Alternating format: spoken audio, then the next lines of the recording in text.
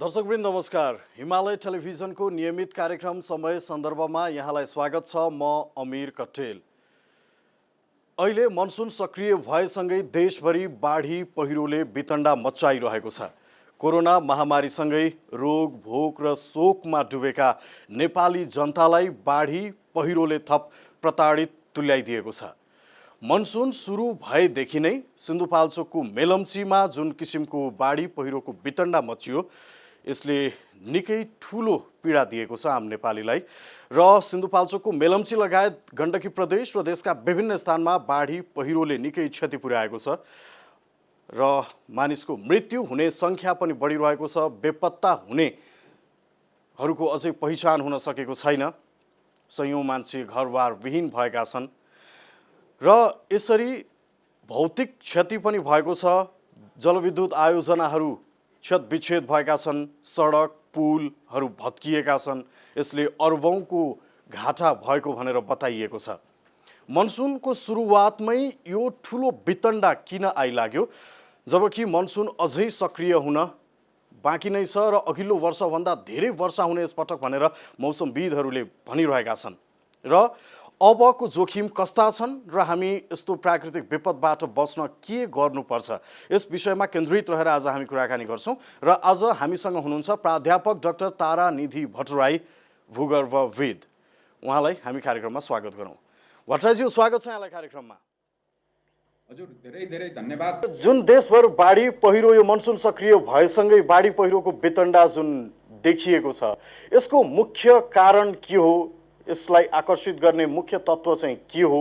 मनसुनमा परिवर्तन भएको भन्ने कि जलवायु परिवर्तनको असर भन्ने कि हाम्रो मानवीय त्रुटिले गर्दाखेरि यो भएको हो कि मुख्य कारण चाहिँ के हो? हैन, यसलाई यसरी बुझ्नु पर्यो। हाम्रो देशमा नदी नालाहरू छन्। जुन ठाउँमा नदी छ त्यो ठाउँमा बाढी आउँछ भन्ने कुरो ध्रुव सत्य कुरो हो, त्यसमा आश्चर्य मान्नु पर्दैन। र अहिले चाहिँ मनसुन भर्खर मात्रै सक्रिय भएको थियो, तुरुन्तै बाढी र पहिरोको जोखिम बढिहाल्यो। यो किन होला भनेर यहाँले बुझ्न खोज्नु भएको हो भने बाढी पहिरो जानलाई मध्य बर्खा नै हुनुपर्छ अथवा बर्खाको अन्त्यतिर पुग्नुपर्छ भन्ने केही पनि छैन। बाढी जानलाई धेरै पानी चाहिने हो र पहिरो जानलाई पनि आवश्यक पर्ने पानी, अरू भौगर्भिक बनावटका कुराहरू छन्। त्यो स्थिति सिर्जना भयो भने पहिरो पनि जुनसुकै बेला जान सक्छ। र अहिले एउटा कुरो अलिकति के फरक परेको म देख्छु भने, यो अघि यहाँले उदाहरणमा मेलम्ची भनेर भन्नुभयो। अहिले मनसुन त प्रवेश गरिसकेको हामी सबैलाई थाहा छँदैछ, तर मनसुन प्रवेश गर्नुको अर्थ सबै ठाउँमा बराबरी पानी पर्छ भन्ने कुरो चाहिँ होइन। कतै कतै यो धेरै केही वर्ष अगाडिदेखि नै हाम्रो देशमा खण्ड वृष्टि र अतिवृष्टिका घटनाहरू बढिराखेका छन्। र अहिले पनि मनसुन हाम्रो देशमा प्रवेश गरिसकेपछि, यो उदाहरणको लागि यो मेलम्चीको कुरो गर्ने हो भने, मेलम्ची नदीको माथिल्लो तटीय क्षेत्रका कतिपय ठाउँहरूमा यो खण्डवृष्टि र अतिवृष्टि भएको हुन सक्छ। तर त्यो भएको हो कि होइन भनेर यकिन गर्ने भनेको त्यो ठाउँमा राखिएको वर्षा मापन यन्त्र भनौँ, पानी कति पर्यो भनेर नाप्नका लागि जुन उपकरण राखिएको हुन्छ, त्यो उपकरण सम्भवतः मेलम्ची नदीको माथिल्लो तटीय क्षेत्रमा अथवा इन्द्रावतीको माथिल्लो तटीय क्षेत्रमा राखिएको छैन। एक। दोस्रो, राखेको भए पनि खण्डवृष्टिले के गरिदिन्छ भने उपकरण राखेको छेउबाट 10-15 मिटर परतिर मात्रै पनि घनघोर वर्षा भइदिन्छ, यता उपकरणमा पानी नै नपरेको देखिन्छ। त्यसैले सम्भवतः पानी परेको थियो, तर हामीले उपकरण राखेको ठाउँभन्दा भिन्न ठाउँमा पानी पर्यो, त्यसैले हामीलाई त्यो कुरो थाहा भएन। र पानी नपरिकन त बाढी आउने कुरो हुँदैन। कि त माथि हिमतालहरू फुट्नु पर्यो अथवा नदी थुनिएर ठुलो तलाउ बनिसकेपछि त्यो तलाउ फुटेपछि बाढी आउँछ। यिनै सम्भावना भित्रका केही कुराहरूले महत्त्वपूर्ण भूमिका खेलेको हुन सक्छ। जहाँसम्म यी कुराहरू मध्ये कुन चाहिँ ठीक हो त भनेर भन्नको लागि त हामीले मेलम्ची नदीको किनार अध्ययन गर्दै जानुपर्ने हुन्छ। कहाँनेरबाट बाढी सुरु भयो, पहिरो कहाँनेर गयो, त्यो पहिरो गएको ठाउँको भू बनावट के थियो, त्यहाँ कति पानी परेको थियो, त्यहाँ मानव निर्मित केही संरचनाहरू नै थिए कि अथवा के थिए भन्ने कुरो अध्ययन नगरिकन अन्दाज गर्नु राम्रो कुरो हुँदैन। मिडियाबाट सर्वसाधारणलाई दिने सूचना अन्दाज गरेर बोल्नुभन्दा विज्ञान र प्रविधिमा आधारित भएर बोल्नुपर्ने कुरा हो। त्यसैले खास गरेर के कारणले बाढी गयो भन्ने कुराको लागि चाहिँ अनुसन्धान गर्नै पर्छ, अनि मात्रै बोल्न सकिन्छ। हामीले नदीहरू अतिक्रमण गर्यौं, नदीहरू कटान गर्यौं र यसकारण नदीको जुन बाढी छ, पानी चाहिँ बस्तीमा पस्यो, बजारमा पस्यो भनेर भन्न मिल्छ कि मिल्दैन? कारण त्यो पनि होला। एउटा कुरो चाहिँ म यहाँलाई बताउन चाहन्छु, यहाँ मार्फत सबै श्रोताहरूलाई, सबै दाजुभाइ दिदीबहिनीहरूलाई, नदी भनेको चाहिँ मान्छेको, जसरी हामी मान्छे आफूलाई जीवित प्राणी सम्झिन्छौँ नि, नदी झन्नै त्यस्तै जीवित प्राणीको व्यवहार गर्छ नदीले। त्यसैले नदीको कुरा गर्दाखेरि हामीले नदीको एउटा खण्डलाई कुरा गर्नु हुँदैन। नदीको उद्गम स्थलदेखि नदीको विसर्जन स्थलसम्म, विसर्जन स्थल भनेको अर्को नदीसँग मिस्ने ठाउँसम्म हो, त्यहाँसम्म एउटा नदीलाई पुरै सिङ्गो जीवित प्राणी भनेर सम्झिसकेपछि मात्रै नदीको विज्ञान बुझ्न सकिन्छ।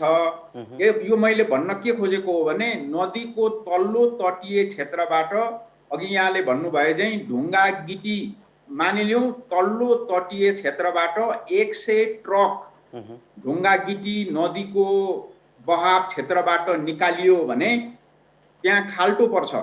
त्यो खाल्टो पूर्णको लागि नदीले ठ्याक्कै त्यति नै माटो कटान गर्छ माथिल्लो तटीय क्षेत्रमा। त्यसैले यदि मेलम्ची नदीको तल्लो तटीय क्षेत्रमा मनपरीसँग ढुङ्गा गिटी उठाएको हो भने माथिल्लो क्षेत्रमा कटान गर्नलाई सहयोग पुगेको हो। त्यसैले तपाईले भन्नुभयो चाहिँ ढुङ्गा गिटीको अनियन्त्रित उत्खनन नदी किनारमा गर्दाखेरि बाढीको यस्तो प्रकोप हुन्छ र त्यो बाढीमा पानी मात्रै आउँदैन, थुप्रै यस्तै गेग्रानहरू, बालुवाहरू, लेदोहरू बगेर आउने हुन्छ। त्यो तपाईले भन्नुभएको कुरा ठिक हो, त्यो विज्ञान सम्मत छ। अनि अर्को कुरा, अब यो रुख बिरुवाहरू लायौँ, रुख बिरुवाले भूक्षय पहिरोलाई नियन्त्रण गर्छ भनिन्छ र सिन्धुपाल्चोककै हकमा हेर्ने हो भने अन्य ठाउँमा पनि हेर्दाखेरि के हुन्छ भन्दाखेरि पुरै पहाडै झरेको छ पहिरोमा परेर। यसको कारण चाहिँ के हो खास? यस्तो एकदम बडा राम्रो सान्दर्भिक प्रश्न उठाउनु भयो, यहाँलाई धेरै धन्यवाद। हामीले भन्ने गरेको छ रुख बिरुवा लगाऊ पहिरो नियन्त्रण हुन्छ भन्ने गरेको छ, तर यहाँ एउटा कुरो बुझ्नुपर्छ हामी सबैले। पहिरोहरूको प्रकारमा एउटा पहिरो सर्वसाधारणले बुझ्ने भाषामा भन्दा एकदम सानो खालका पहिराहरू, जसले चाहिँ अझ यसलाई यसरी बुझौँ, रुख बिरुवाको जरा जति गहिरो जान्छ, मानिलिउँ हाम्रा रुखको जराहरू चाहिँ 5 मिटर गहिरोसम्म गएको छ। अब यदि पहिरोको चिप्लिने भाग चाहिँ जमिनको सतहबाट 10 मिटर भित्र छ भनेदेखि त त्यो जराले त्यो चिप्लिने चिजलाई रोक्न नै सक्दैन। त्यो रुख बिरुवा सहित पहाड गर्लम्मै चिप्लिएर आउँछ र ठुलो पहिरो जान्छ। त्यसैले रुख बिरुवाले सधैँभरि ठुला पहिराहरूलाई नियन्त्रण गर्न सक्दैन। रुख बिरुवाले के चाहिँ गर्छ भने कि जमिनको सतहमा एकदम हामीले हिँड्दा हाम्रा खुट्टाले जहाँ टेक्छौँ त्यो ठाउँको माटोलाई चाहिँ उसले समातेर राखिदिन्छ र भूक्षय बाहिरको जुन हल पानीले बगाउँदाखेरि हामीले पहाडमा हिँड्दाखेरि पहाडको भिरालोमा पानी सललल बगेको देखेका छौँ। त्यो पानी सललल बग्दाखेरि उसले यस्तो बालुवा अथवा माटो भेट्यो भने त्यसलाई पनि बगाएर लान्छ। तर त्यहाँ रुख बिरुवा छ, त्यसको जराले त्यो माटो समातेर राखेको छ, जस्तो दुबो जस्तो छ अथवा अरू काँस घारीहरू छ अथवा रुखको पातले छोपेर राखेको छ माटोलाई भनेदेखि त्यो माटो बगाएर जान सक्दैन। रुखको पातको माथि माथि पानी बगेर जाने हुनाले माटो सुरक्षित हुन्छ। त्यसै कारणले रुख बिरुवा लगाऊ माटो बचाऊ भनेको हो। ठुला गहिरा खालका पहिरोलाई चाहिँ रुखले नियन्त्रण गर्न सक्दैन। त्यसैले अहिले यहाँले भन्नुभयो चाहिँ मेलम्ची नदीको माथिल्लो तटीय क्षेत्रमा जो हरियाली छ, लाङटाङ राष्ट्रिय निकुञ्ज पनि छ सायद कतिपय ठाउँमा, त्यो ठाउँमा ठुलो पहिरो गएको हुनुपर्छ। त्यो पहिरोको चिप्लिने सतह चाहिँ बिरुवाको जराले नभेटेकोमा हुनुपर्छ। यदि बिरुवाको जराले भेटेको थियो भने त्यसलाई चिप्लनबाट रोक्न सक्थ्यो। त्यसैले गहिरो चिराबाट चिप्लिएर झर्ने पहिरोहरूलाई चाहिँ रुखले नियन्त्रण गर्न सक्दैन। यस्तो भएको हुनुपर्छ भन्ने मैले एउटा विज्ञानमा आधारित भएर भने अहिले यहाँलाई। तर वास्तवमा के भएको थियो भन्नका लागि त त्यही ठाउँमा गएर अध्ययन अनुसन्धान नगरिकन हुँदैन। नेपालको भौगोलिक स्थिति भू बनावट नै अब प्राकृतिक विपत्तिको लागि निकै संवेदनशील मानिन्छ र नेपालका कुन कुन ठाउँहरू चाहिँ अति जोखिमयुक्त छन् कि यहाँको अध्ययनले के भन्छ यसबारे पनि बताइदिनुहोस् न। यो होइन, यस्तो नेपाल यहाँले भनेको ठिक हो। नेपालको भौगर्भिक बनावटका कारणले पनि कतिपय ठाउँहरूमा पहिरो जानलाई ठिक्क परेर बसेका ठाउँहरू छन्। ती ठाउँहरू कस्ता हुन्छन् त भनेदेखि जस्तो यदि यहाँहरूले बाटामा हिँड्दाखेरि चट्टानलाई देखेको हुन सक्नुहुन्छ।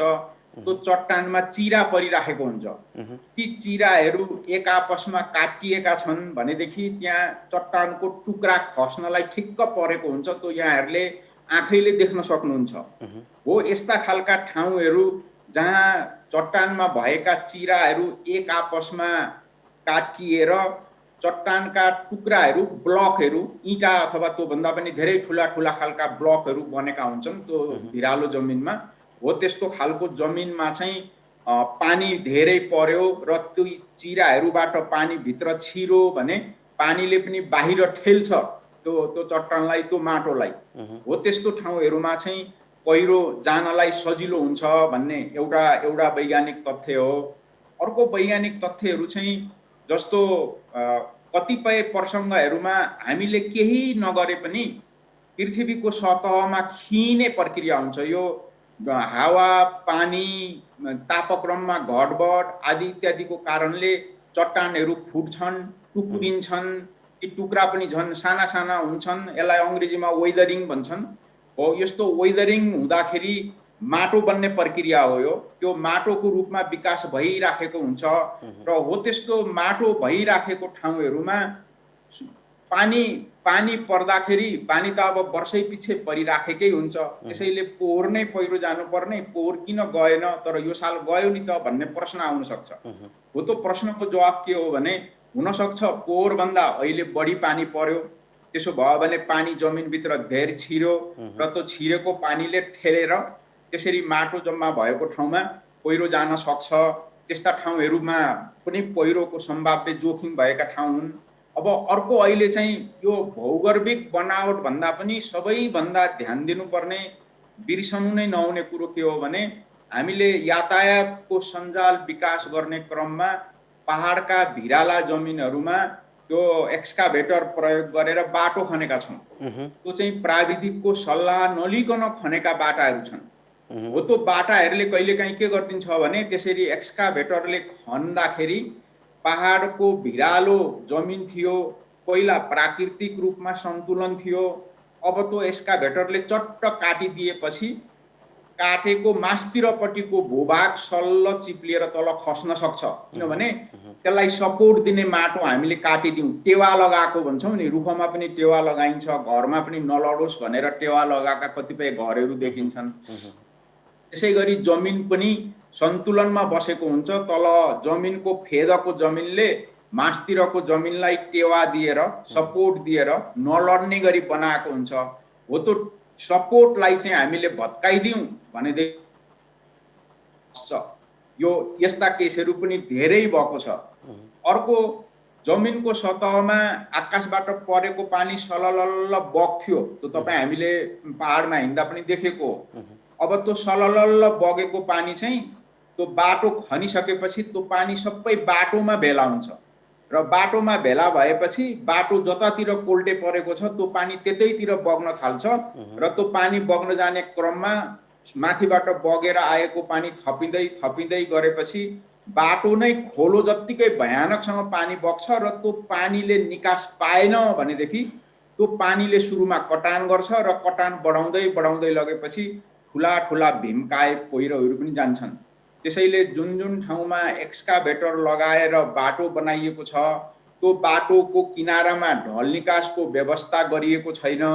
त्यो बाटो बनाइसकेपछि प्राविधिकहरूलाई लगेर यहाँ पहिरो जाने नजाने के छ, त्यो पहिरो जाने स्थिति छ भने त्यसलाई कसरी नियन्त्रण गर्ने, के उपाय अपनाउने भनेर यदि कुनै उपायहरू पनि अवलम्बन गरिएको छैन भने अर्को भयानक पहिरो जाने स्थान चाहिँ यो बाटो खनेको ठाउँ हो।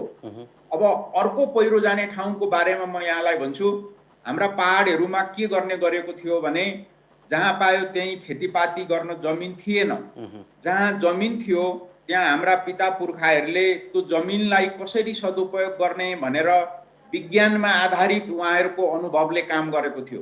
उहाँहरू के गर्नुहुन्थ्यो भने बर्खा सुरु हुनु अगाडि नै आफ्नो खेतबारीको सिरानमा गएर भल पानीलाई कटाउने भनेर भल पानी कटाएर लगेर नजिकैको खोल्सामा उहाँहरूले खसाउनुहुन्थ्यो। नतिजा के हुन्थ्यो भने माथि पहाडको डाँडादेखि बग्दै आएको भल पानी त्यो कुलेसोमा आउँथ्यो र कुलेसोबाट खोल्सामा जान्थ्यो र आफ्नो घरबारी सुरक्षित हुन्थ्यो। तर अहिले के भयो भने घरको युवा पुस्ताहरू, युवा युवतीहरूले घर छोडेर हिँडे, उनीहरू या त सहरमा छन् या त विदेशमा छन्। अनि घरमा बस्ने मान्छे बुवा हजुरबा वृद्ध हुनुभयो, उहाँहरू काम गर्न सक्नुहुन्न। अनि नतिजा के भयो त भन्दा खेतीपाती गर्न छोडियो, उहाँहरू किनेर खान थाल्नुभयो। खेतीपाती गर्न छोडिसकेपछि माथि भल काट्ने कुरो पनि भएन। भल काट्ने कुरो नभएपछि त्यो भल पानी चाहिँ पहिलाको खेतीपाती गरेको ठाउँमा पसिसकेपछि त्यो पानीले आफ्ना खुसीले हिँड्न चाहँदाखेरि सुरुमा अलिअलि कटान गर्छ, तर पानी बढ्दै बढ्दै गइसकेपछि त्यसले त्यो घरबारीहरू सबै बगाइदिने गरी पहिरो जान्छ। यो अहिलेको सबैभन्दा ठुलो समस्या देखिएको छ। किनभने खेतीपाती गर्न छोडिदियो, जसको जग्गा हो उसले हेरविचार गर्दैन, अर्को मान्छेले गएर अर्काको खेतलाई स्याहार्ने कुरो पनि भएन र राज्यको कुनै निकायले त्यस्ता खालका खेती गर्न छोडेका जमिनहरूलाई देखभाल गर्नुपर्छ, त्यहाँ पानी पस्न दिनु हुँदैन भनेर हेरचाह गर्ने राज्यको निकाय पनि छैन। त्यसैले यी ठाउँहरूबाट चाहिँ हामीलाई पहिरोको जोखिम छ। त्यसैले सर्वसाधारण मान्छेले के बुझ्नु पर्यो भने आफ्नो घर गृहस्थी भएको ठाउँभन्दा माथितिर अथवा तलतिर मान्छेहरूले खेतीपाती गर्न छोडेको बाँझो जग्गा छ भने त्यो जग्गाबाट पहिरो सुरुवात हुन सक्छ। त्यो पहिरोबाट आफू कसरी बच्ने भन्ने बारेमा पूर्व तयारी गर्नु पर्यो अथवा स्थानीय निकायलाई भन्नु पर्यो। यो एकदम नै महत्त्वपूर्ण कुरो भएको छ। यो अहिले मान्छेले हेरेका छैनन्। अर्को महत्त्वपूर्ण कुरो के भयो भने हाम्रोमा वन जङ्गलमा आगलागीका घटनाहरू धेरै बढेर गए। मैले अघि भने यहाँलाई वन जङ्गलमा रुखको पातहरू थियो भने पानी चाहिँ रुखको पातको माथि माथिबाट बगेर तल जान्थ्यो, माटोभित्र छिर्दैन थियो। अब जमिनमा भएका पातहरू त सबै डढाइ गयो अस्तिको आगलागीले। अब अहिले के भयो भन्दा पानी सिधै जमिनमा ठोकिने भयो अनि जमिनबाट भित्र छिर्ने पनि भयो। भित्र छिरेर धेरै जम्मा भएपछि त्यसले पनि जमिनलाई ठेल्ने भयो र त्यहाँ पनि पहिरो जाने भयो। यी अहिले मैले बताएका 5-7 वटा जुन प्रसङ्ग बताएँ, यो प्रसङ्ग हाम्रो देशमा जहाँ जहाँ मिल्छ त्यो ठाउँमा अत्यन्त बढी पहिरोको जोखिम छ। यो कुरो चाहिँ बुझ्नुपर्छ हामीले।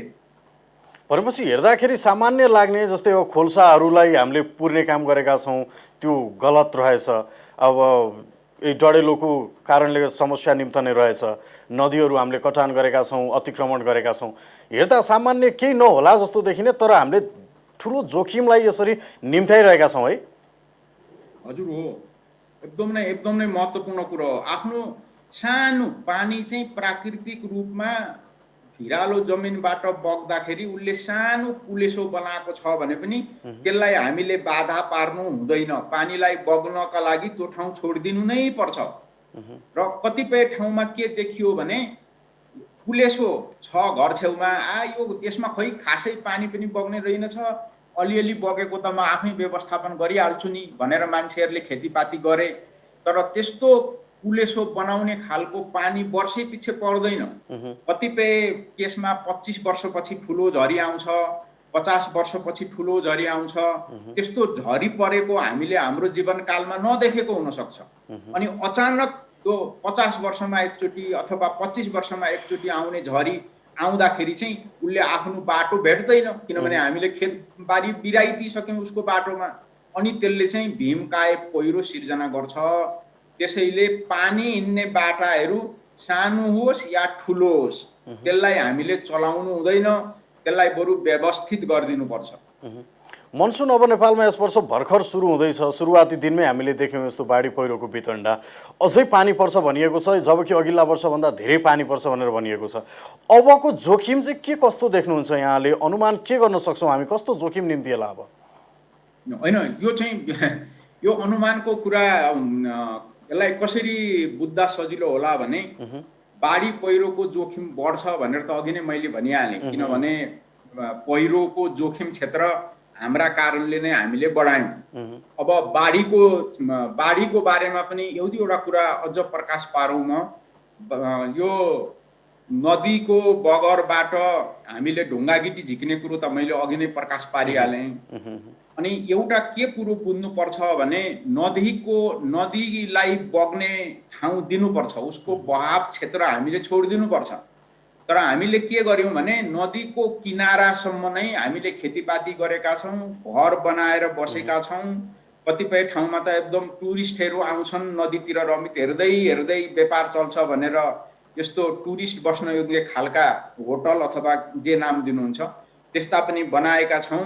यो कुरो चाहिँ हामीले गम्भीर त्रुटि गरेको, यसरी बनाउन दिनु हुँदैन थियो। अब यसरी बनाएको हुनाले आउने दिनहरूमा नदी किनारमा जहाँ जहाँ अव्यवस्थित र अनधिकृत रूपमा बस्तीहरू राखिएका छन् त्यहाँ पक्का डिजास्टर हुन्छ, त्यहाँ पक्का विपद आउँछ। त्यो कुरो अहिले नै हामीले मेलम्चीबाट सिकेर देशभरि अनधिकृत बस्तीहरू, अनधिकृत भनेको खाली जग्गा तर छ नि म बस्छु भनेर मान्छे बसे, अनि कहिलेकाहीँ त के भएको छ भने यो भोट हाल्ने साल, चुनाव हुने साल भोट पाइन्छ भनेर ल बस बस भनेर एक किसिमको आशीर्वाद पनि पाए। त्यसरी नदी किनारमा बसेको बस्तीलाई हामीले नहटाउने हो भने सबैभन्दा ठुलो जोखिम नदी किनारको बस्तीमा छ। त्यो एउटा कुरो। अनि अर्को एउटा कुरो हामीले के बुझ्नु पर्यो भने नेपाल सरकारले यो भू उपयोग नीति 2074 भनेर ल्याएको छ, ऐन हो त्यो।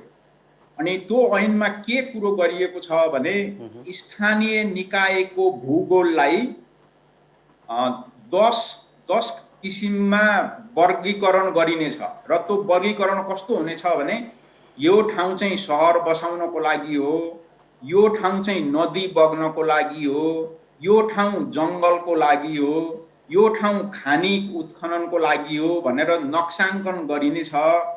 र त्यो नक्साभित्र त्यो 10 वटा वर्गीकरण बाहेक अर्को एउटा के काम पनि गरिनेछ भनेदेखि यो क्षेत्र चाहिँ विपद जोखिमको क्षेत्र हो भनेर रातो मसीले त्यो नक्सा पनि बनाइदिनु पर्ने छ भनेर त्यो ऐनमा लेखेको छ।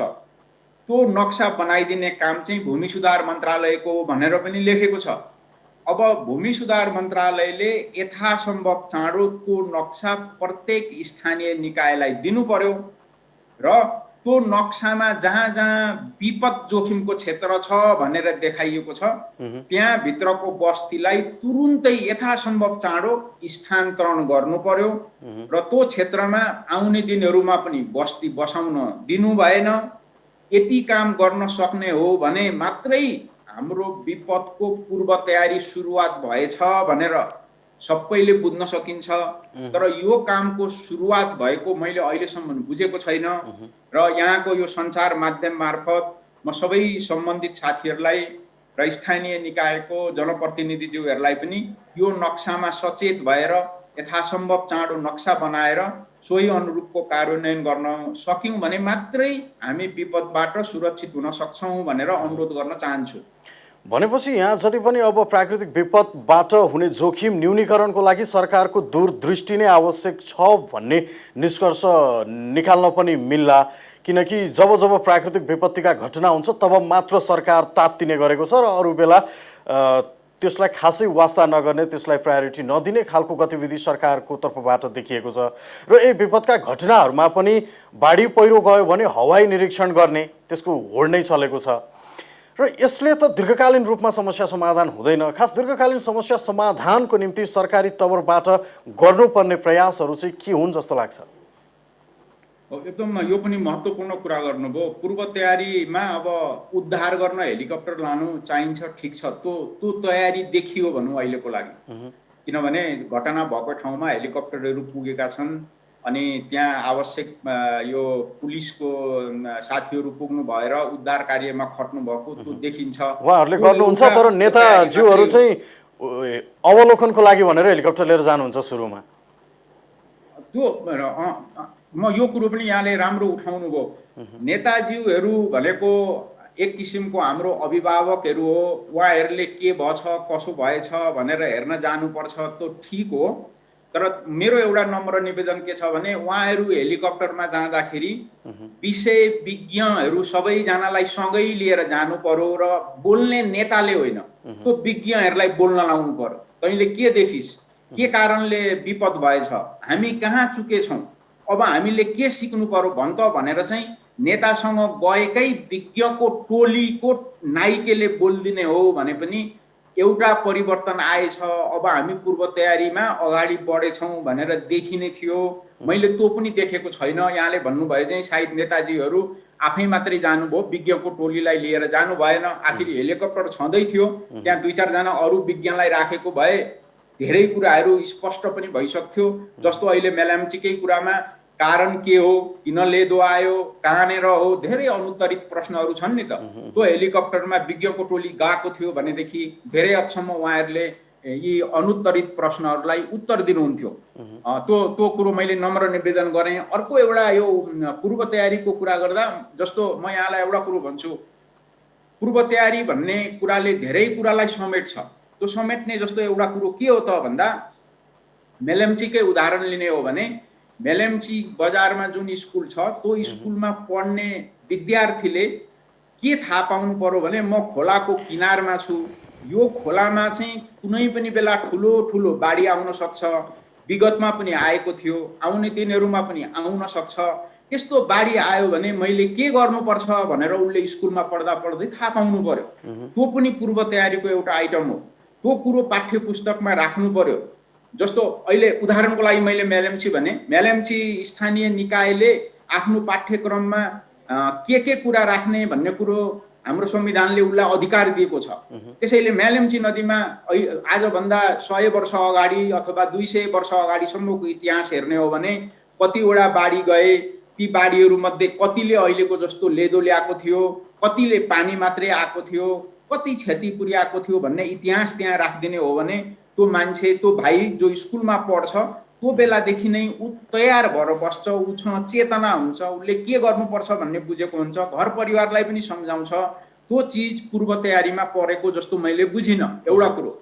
अर्को एउटा कुरो सबभन्दा खड्केको कुरो चाहिँ यो पहिरो गएर नदी थुन्छ भन्ने कुरो हामीले विगतको 5-7 वर्षभित्र हेऱ्यौँ भने धेरै ठाउँमा पहिरोले नदी थुनेका घटनाहरू घटेका छन्।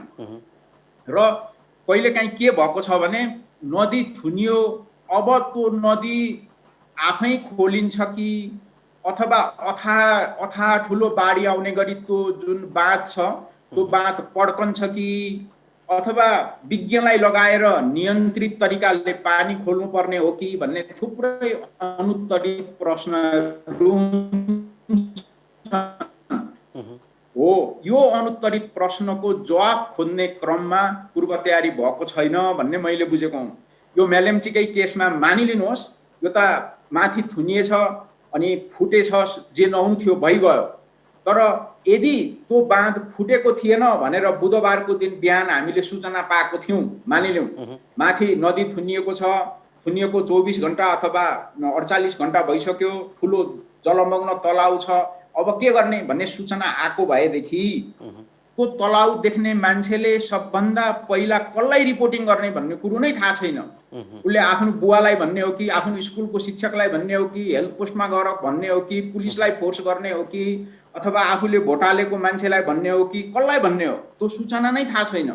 सरकारको कुन चाहिँ निकायले त्यो बाँधको बारेमा हेरविचार गर्ने हो त, त्यसको जवाफदेही वहन गर्ने संस्था कुन हो भनेर सर्वसाधारणलाई केही पनि थाहा छैन।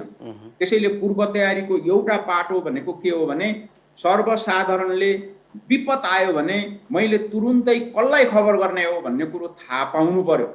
र यता सरकारको तर्फबाट पनि त्यस्तो स्थिति सिर्जना भयो भने त्यो बाँधलाई नियन्त्रित तरिकाले खोल्नका लागि हामीसँग तयार छौँ त। हामीसँग त्यो विधामा काम गरेका अनुभव प्राप्त मान्छेहरू छौँ त, अथवा नभए मान्छेलाई तालिमको लागि पठाएर तयार गरियो त। तयार गरियो भने त्यस्ता मान्छेहरू कतिजना छन् र कुन कुन संस्थामा छन् त्यो बारेमा सर्वसाधारणलाई सूचना भएको कुनै वेबसाइटमा भेटेको मलाई पनि थाहा छैन। त्यसैले पूर्व तयारीमा यो कुरामा खास गरेर अहिले फेरि पनि भने मैले अब यी घटनाहरू अहिले देखिन थाले जो मेलेम्चीको कारणले, त्यस्तै घटना तुरुन्तै अर्को ठाउँमा भयो, नदी थुनियो भनेदेखि त्योबाट तुरुन्तै बच्नका लागि हामीले गर्नुपर्ने उपायहरू के हुन् भन्ने बारेमा ध्यान नदिएको जस्तो लाग्छ। अर्को एउटा कुरो पनि भन्छु, मेलेम्चीकै कुरामा के देखियो भनेदेखि अहिले पत्र पत्रिकामा आएको छ त्यहाँको पानी, नदीमा पानीको सतह चाहिँ अचानकसँग मङ्गलबारको 5:40 अचानक घट्यो। त्यो चाहिँ उहाँहरूले देख्नुभयो।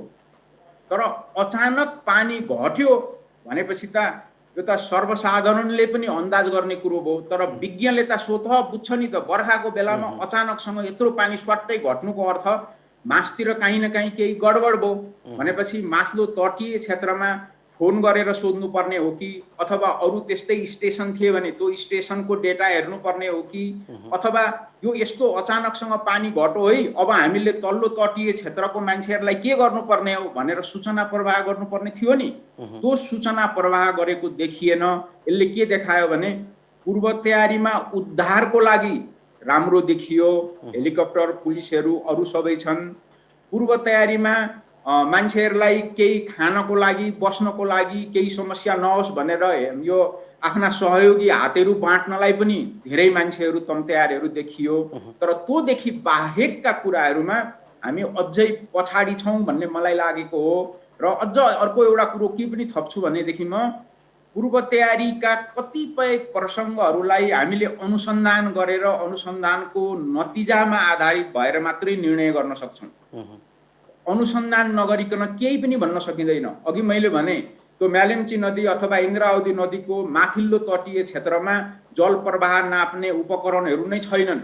अब उपकरण नभएपछि तथ्याङ्क छैन, तथ्याङ्क नभएपछि के विश्लेषण गर्नु केही पनि भन्न सकिँदैन। त्यसैले अध्ययन अनुसन्धानका लागि बजेट छुट्याउनु पर्यो नि। अहिलेको बजेटमा अब मैले नबुझेको हुन सक्छ, तर अहिलेको बजेट हेर्दा अथवा कुनै पनि सङ्घ संस्थाहरूको कुरो गर्दा अध्ययन अनुसन्धानको लागि विपद व्यवस्थापनलाई चाहिने अध्ययनको लागि यति बजेट छुट्याइएको छ, अनुसन्धानको लागि यति बजेट छुट्याइएको छ, यो अनुसन्धान चाहिँ क ख ग नाम गरेका संस्थाहरूले गर्नेछन् भन्ने सूचना सबैले थाहा पाउने गरी कहीँ पनि राखेको मैले देखिनँ, मलाई आफूलाई पनि थाहा छैन। त्यसैले पूर्व तयारीका यी पाटाहरूमा हाम्रो गम्भीर कमजोरी छ। यसलाई हामीले यथासम्भव चाँडो तुरुन्त एड्रेस गर्नुपर्छ, सम्बोधन गर्नुपर्छ र आउने दिनहरूका लागि तयार भएर रहनुपर्छ। पूर्व तयारीकै कुरा गर्दाखेरि अब पूर्ववत रूपमै सूचना प्रविधि सूचना दिने परिपाटी जुन प्रभावकारी छैन र त्यो पनि कतिको विश्वसनीय छ भन्ने प्रश्न पनि उठ्छ। र योसँगै अब हामी कार्यक्रमको अन्त्यमा आइसकेका छौँ। अब जनता कोरोना महामारीमा छन् अहिले यति बेला र यसै क्रममा प्राकृतिक विपत्ति आएपछि थप पीडा दिएको छ। सरकारी सेवा सुविधा त्यति प्रभावकारी छैन भन्ने गुनासो त आइरहेका छ, त्यो देखिरहेका पनि छौँ हामीले। जस्तो सुकै परिस्थितिमा पनि सामना गर्नुपर्ने नेपाली जनता स्वयंले हो। अब पूर्व तयारी नेपाली जनताले पूर्व तयारी र सावधानी चाहिँ कसरी अपनाउने छोटकरीमा भनिदिनुहोस् न। यसमा चाहिँ मेरो एकदम सिधासिधी कुरो छ। अहिले सबभन्दा प्यारो सरकार भनेको स्थानीय सरकार हो र कतिपय ठाउँहरूमा स्थानीय सरकारले एकदम राम्रो काम गरेको छ। उहाँहरूको जति प्रशंसा गरे पनि थोर हुन्छ। त्यसैले अब स्थानीय निकायले आफ्नो भूगोलभित्र हुने विपद के हुन् भनेर उहाँहरूले अध्ययन अनुसन्धान गरेर पत्ता लगाउनुपर्छ।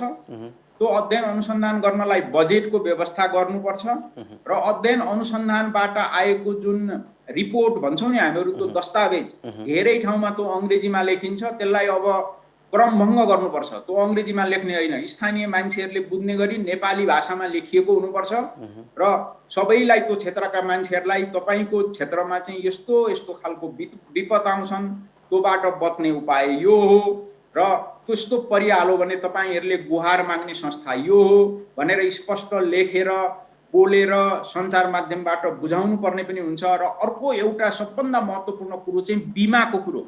हाम्रो देशमा विपद व्यवस्थापन भइ नै राख्छन्, त्यसैले यो विपदलाई चाहिँ बिमासँग पनि जोडेर हेर्नुपर्छ। विपद भएपछि जस्तो कसैको घर बगाइदियो भने अहिले सरकारले केही सहयोग दिने गरेको छ, त्यो सहयोगले मात्रै घर बन्दैन। यदि त्यो घरको बिमा गरिएको थियो भने बिमाबाट पनि केही रकम आउँथ्यो, त्यसो भएपछि सरकारको सहयोग र बिमाको रकमले गर्दाखेरि मान्छेहरूले सजिलैसँग घर बनाउन सक्थे। त्यसैले विपदमा बिमालाई कसरी प्रयोग गर्ने भन्ने बारेमा पनि हामीले कुराकानी गर्नुपर्छ। र अघि मैले भनेकै कुरालाई एकचोटि म फेरि दोहोऱ्याउँछु, नदी किनारका बस्तीहरूलाई अब हटाउनै पर्छ। कुनै हालतले पनि त्यसलाई हामीले ठिक छ बस भनेर प्रोत्साहन दिनु हुँदैन। नदीको बहाव क्षेत्र कति हुन्छ भन्ने कुरो नदी विज्ञान पढेका विज्ञहरूले सजिलैसँग बताइदिन सक्नुहुन्छ, त्यो ठुलो कुरो छैन। नदीको किनारादेखि देब्रेतिर कति भाग छोड्ने, दाहिनेतिर कति भाग छोड्ने, कति भागलाई नदीको बहाव क्षेत्र हो भनेर किटान गर्ने, त्यो बहाव क्षेत्रभित्रका बस्तीलाई यथासम्भव चाँडो हामीले स्थानान्तरण गर्नका लागि जति चाँडो प्रक्रिया सुरुवात गर्छौँ त्यति नै हामी सुरक्षित हुन्छौँ। यो कुरामा हेलचेक्र्याइँ गर्नु भनेको चाहिँ हामीले यस्तै खालका दुर्घटना निम्त्याउनु हो। हाम्रो देशमा काम गर्ने दक्ष जनशक्ति पनि छन्, इन्जिनियर साथीहरू हुनुहुन्छ, यो भूगर्भ शास्त्रीहरू हुनुहुन्छ, यो जलवायु विज्ञानका साथीहरू हुनुहुन्छ। हामीसँग ज्ञानको अभाव होइन, यो ज्ञानलाई कसरी कार्यान्वयन गर्ने हो भनेर जुन व्यवस्थापन गर्नुपर्ने हो त्यो व्यवस्थापनको अभाव हो। यो व्यवस्थापनलाई अब गृह मन्त्रालय अन्तर्गतको विपद व्यवस्थापन प्राधिकरणले नेतृत्व लिएर यथासम्भव चाँडो व्यवस्थापन गर्नुपर्छ भन्ने मेरो धारणा छ। र यही विज्ञान र प्रविधिमा आधारित यिनै कुराहरूलाई मानेर हामी अगाडि बढ्यौँ भने हाम्रो पूर्व तयारी पनि देखिन्छ र विपदबाट जीवधनको सुरक्षा गर्नका लागि हामीले गरेका पहलहरू पनि राम्रो काम गरे, नेपालीहरूले पनि यो क्षमताको प्रदर्शन गरे भनेर देशी विदेशी साथीहरूबाट एउटा राम्रो सम्मान पनि पाइन्छ। हस्, समय सकिएको छ। यहाँको अमूल्य समय र विचारको लागि धेरै धेरै धन्यवाद। हस्, यहाँले मलाई आफ्ना कुराहरू राख्ने मौका दिनुभयो, यसका लागि म यहाँलाई हार्दिक धन्यवाद दिन चाहन्छु। हस्त दर्शकवृन्द, समय सन्दर्भमा आज हामीले कुरा गऱ्यौँ प्राध्यापक डाक्टर तारानिधि भट्टराईसँग। प्राकृतिक विपद र यसको सेरोफेरोमा रहेर हामी कुराकानी गऱ्यौँ। आजको लागि समय सन्दर्भ सकिएको छ। हिमालय टेलिभिजन तपाईँ हेर्दै गर्नुहोला। नमस्ते।